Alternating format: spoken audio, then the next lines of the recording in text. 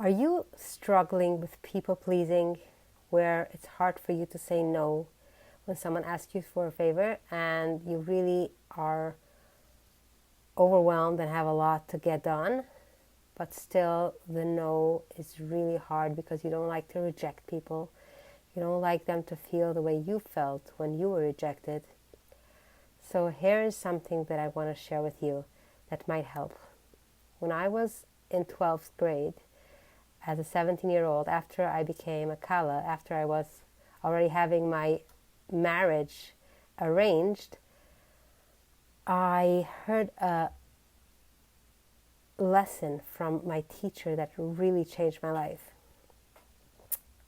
She spoke about ואהבת לרעך כמוך, which is the biggest foundation of the Torah, that to treat another human being with the same respect and love the way you would like to be treated.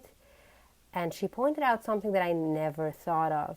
She said, why does it say kemוך, that you need to treat another person like you would have wanted to treat yourself, to be treated? Like, I understand treating another person with love is important, so why don't you say just that? Treat another person with love. She explained, kemוך means that it's a mitzvah, it's indeed part of the good deed to take care of yourself. Why? Because you can only give for another person what you allow yourself to have. You cannot, she explained it with a great analogy. When you have somebody who is starving for hunger and you give them a small piece of bread, do you think they would be able to share it with somebody else? They're starving. They need it for themselves, right? And that's the way it happens when we don't take care of ourselves and our heart is starving for some care. Even if we do give care and love for somebody else, it's not with the same generosity. It's not with the same love.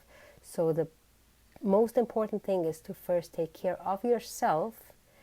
And from this mitzvah, you see that it's actually a good deed to love yourself, which was like groundbreaking to me to even hear such a concept at that age. I've never thought that it's even allowed to love yourself.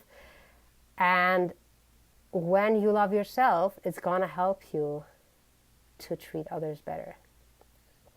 So why am I sharing this? Because I have put together a short course for free to help you free yourself of people-pleasing habits, to help you say no without the guilt. And if you're interested, drop in the comments below course and I'll send you the link.